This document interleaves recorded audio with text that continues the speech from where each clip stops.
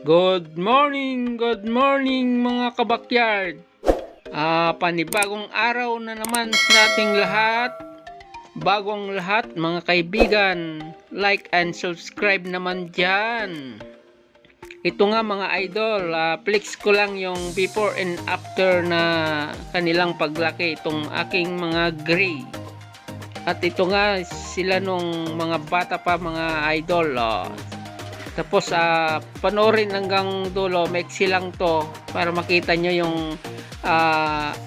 kung anong itsura nila ngayon at malaki na sila.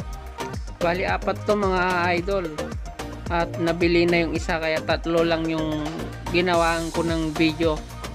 So yun na mga idol, mga kabakyard, ito na sila.